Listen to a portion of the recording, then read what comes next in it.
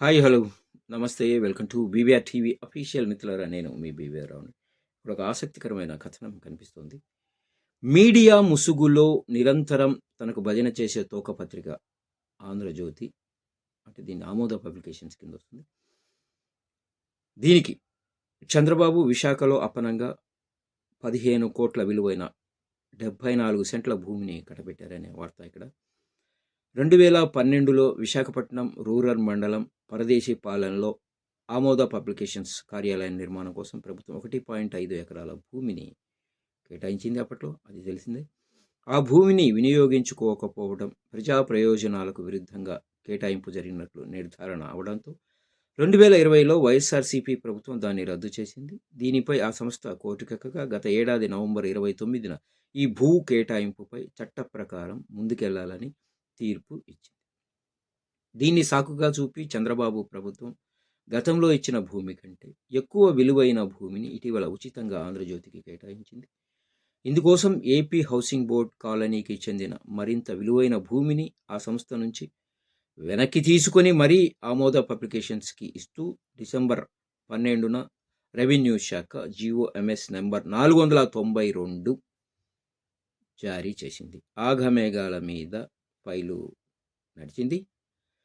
అత్యంత విలువైన పరదేశీ పాలెంలోని భూమిపై కన్నేసిన ఆంధ్రజ్యోతి ఎండీ తన సంస్థ కార్యాలయం కోసం ఇవ్వాలని కోరడంతో 2012లో అప్పటి ప్రభుత్వం 1.5 ఎకరాలు కేటాయించింది. కానీ అందులో ఎటువంటి నిర్మాణం చేయలేదు.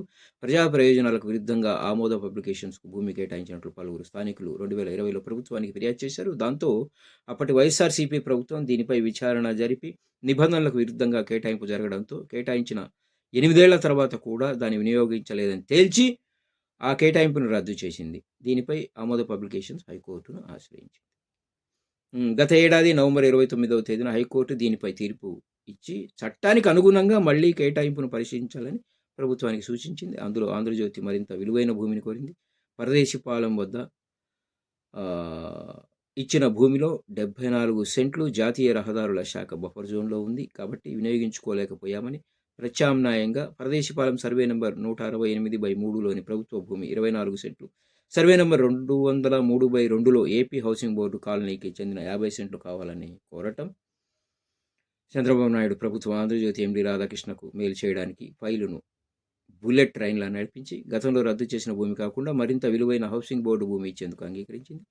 వెంటనే సర్కారు పెద్దలు హౌసింగ్ బోర్డును ఒప్పించారు. అందుకు ప్రతిగా హౌసింగ్ బోర్డుకు సర్వే నెంబర్ 168/1లో 64 సెంట్ల ప్రభుత్వ భూమి అంటే మార్పిడి ఎక్స్చేంజ్ కింద ఇచ్చేందుకు ఒప్పించారు. కోర్టు తీర్పు రావడానికి ముందే అక్టోబర్ 30వ తేదీన జరిగిన ఏపీఎల్ఎంసీ అంటే ఏపీ ల్యాండ్ మేనేజ్మెంట్ అథారిటీ సమావేశంలో ఈ భూ మార్పిడి ప్రతిపాదనకు ఆమోదం తెలిపారు. కోర్టు తీర్పు రాకుండానే ఈ కేటాయింపులపై నిర్ణయం జరిగిపోయిందనడానికి ఇదే నిదర్శనం. ఇప్పుడు కోర్టు తీర్పును సాకుగా చూపి భూమి ఇచ్చేశారు. ఏమైనా చేస్తారు.